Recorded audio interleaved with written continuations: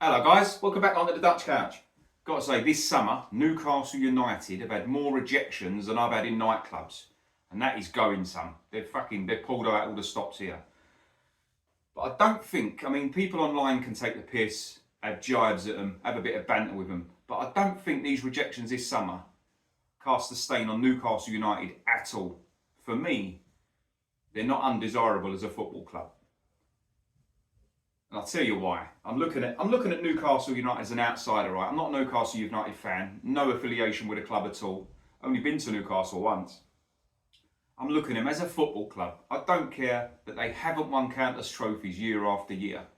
That's besides the point for me. They're still massive. The fan base for me, the supporters there, the Geordies, the best, if not one of the best supporter bases in this whole country, home and away. Follow them home and away, back them to the hilt, right? Through thick and thin. They've been through some low times at that club.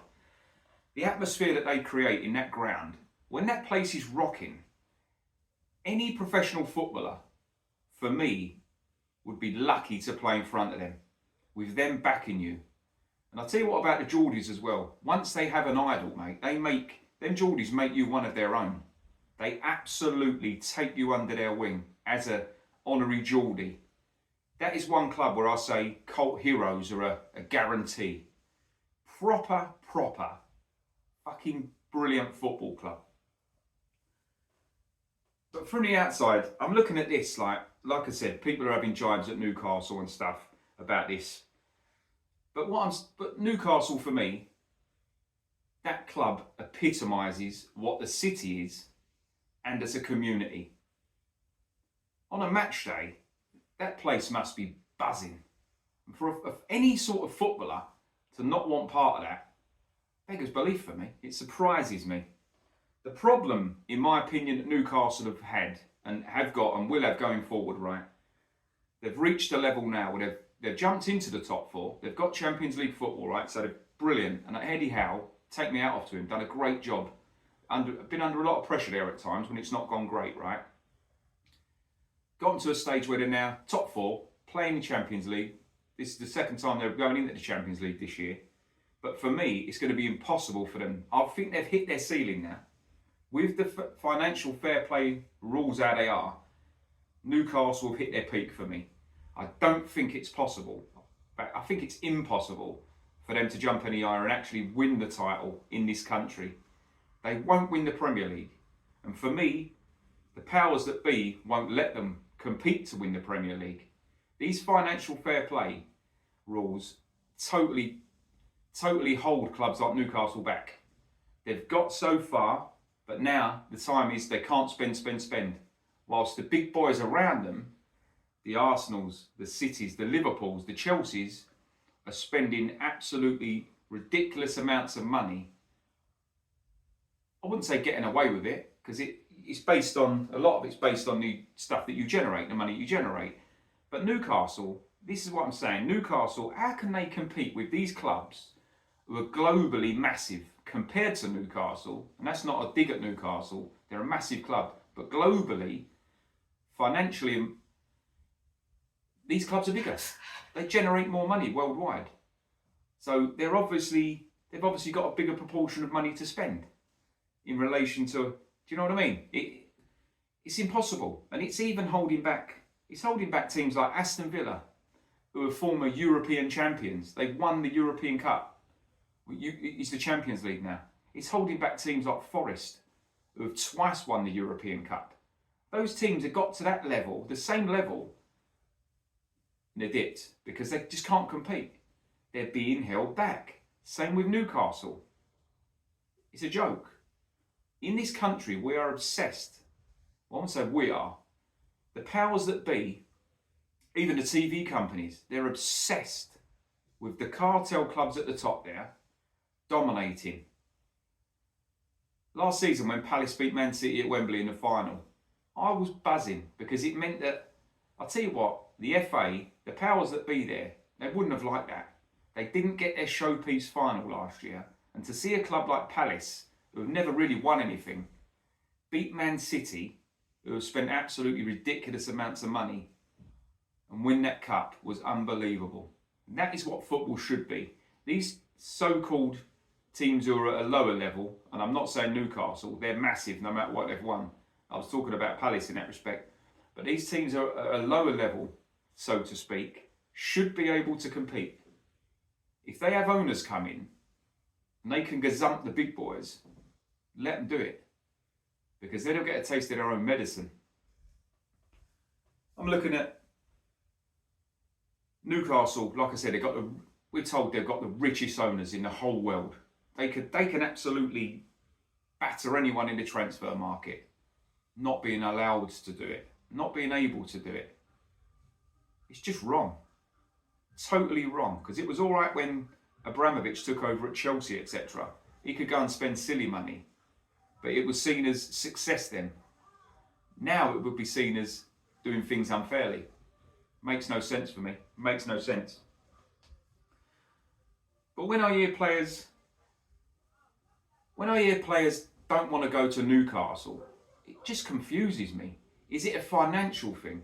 I hear a lot about this, it's a London thing. Players want to go to London. Foreign players, I sort of get it, because the attraction of London. But I'll tell you what, I'm from London, and I'll be honest, it's a fucking shithole. It's a shithole. So it must be a financial thing for me. It must be. Because for me, there's nothing exciting about London at all. It's full of dicks. Or what is it that's a big turn off about Newcastle as an area? When I think of Newcastle, I think of a vibrant nightlife. I think of fucking friendly people. Like I said, they take you under their wing there. Great people, great community. I know it's it's up north, isn't it? But so is Man United and Liverpool. Not as far north, but they're up north. But they seem to have the pull. But the players you've missed out on this summer. Particularly, they've gone to the Uniteds and the Liverpools. This is what I'm saying. So it's not a London thing in particular, is it? But even TV companies are obsessed with this cartel. The same 4 or 5 teams constantly. They drool over them. They absolutely ram it down our throats.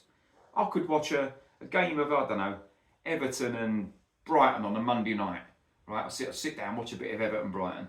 The first 45 minutes of the fucking programme, you can guarantee they're going to talk about Liverpool, Man United, Arsenal, Chelsea, City.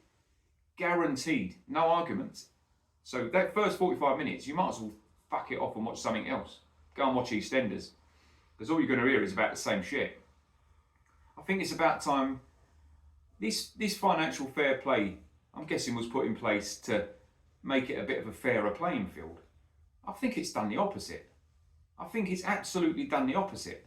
And the teams that want to compete, it's gone the other way for them. Like I said, they're getting so far, they can't get to the next level. It's impossible for them. But those other teams, like Chelsea, they'll find loopholes to get around these big money signings by offering 8-year contracts. They'll find loopholes to get around anything, this mob. And they get away with it. And you've got City facing fucking 10 million and a half charges. Nothing's happening with that. But the likes of Forest and Everton, they was frowned upon and dealt with right away. Right away.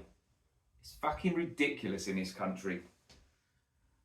But simply, with Newcastle, like I say, I'm going to go on to the players that have rejected them now.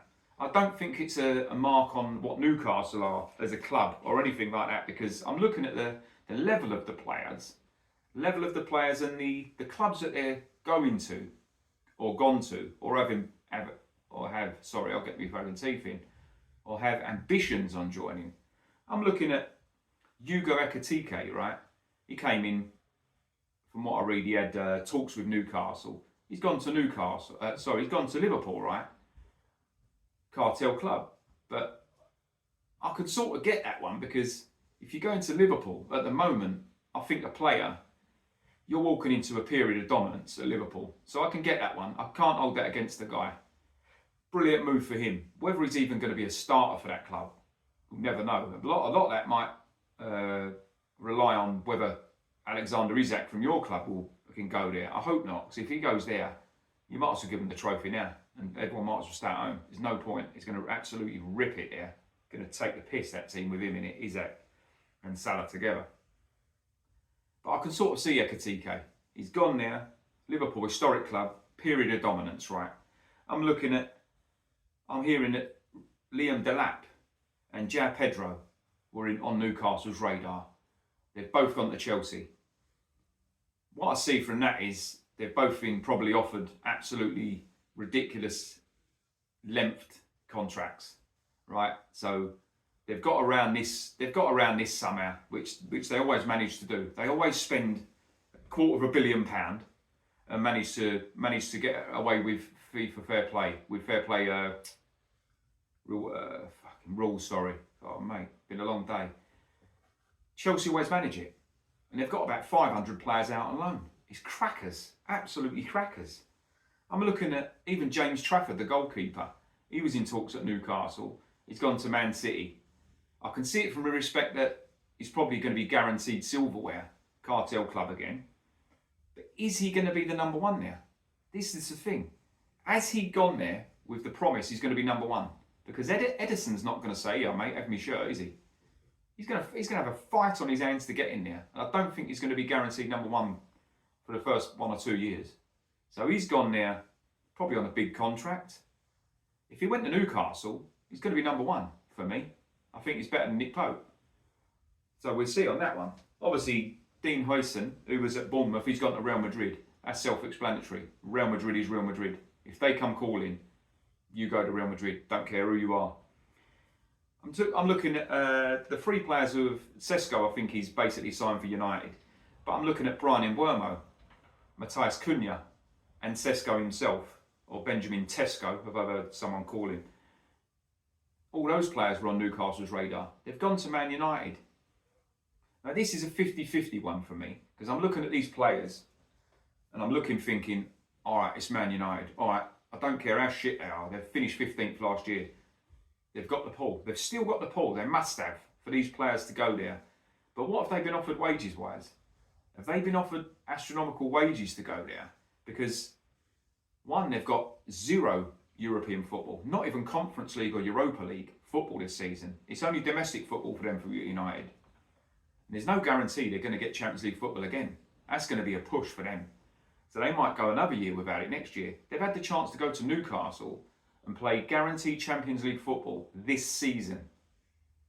Yet they've turned Newcastle down to go to Man United, another cartel club. It doesn't matter how shit United are, they've still got the pull. You've got to hand it to them. But this is a surprising one for me as well, United, because all I've read and all I keep hearing is United ain't got a pot to piss in. They're totally potless. They're skint. No money. They're going bankrupt. Ratcliffe's skint. No money for players. Yet they've spent absolutely ridiculous amounts of money again. So they've got around it somehow. They've managed it and they've done it. It's Man United. It's what they do. They get around things. Same as Chelsea. I'm looking at a player who was linked with Newcastle, Mark Gahey at Crystal Palace. For me, I don't think he was ever going to join Newcastle because I think he has ambitions of playing for Liverpool. Simple as that. I think he wants Liverpool. And I think he knows that Liverpool are short on centre halves. They've only got Konate, literally Van Dijk. Gomez is injured after time. So there's his chance. I think he will end up at Liverpool in this transfer window. Even after the money that they have spent, they will still get him. Got to say, one positive I'd say though, and it's gone against one of the other clubs that have been held back by this, Nottingham Forest, is the signing of Elanga. I think he, for Newcastle, is a great signing. And he's perfect for your team. Full of pace. Great player. I really like him. And I hope he smashes it there. So when you knock it down with those players, Newcastle have not missed out to smaller clubs. They've just missed out to clubs who, because of this financial fair play, can go that little bit further than Newcastle can at its current stage, basically because they generate more income themselves. So all the piss taking, all the banter and the jibes online about Newcastle missing all their targets and getting rejected, I don't think it holds much weight in that respect when you look at the players and the clubs that they've gone to. Because most those players, if they're linked with any other clubs, they probably end up where they are now, where they're gone. So I wouldn't take anything of this to heart as a Newcastle fan at all. I think you've got last word, you've got a great manager there. He's a fantastic coach. I watch him on YouTube when he does his sessions. The way he gets with his players, he's brilliant. Love him. Absolutely love his approach. As a coach, I am. Not to that level, but I love his approach. The best, if not the best fan base, if not one of the best, if not the best fan base in the whole country.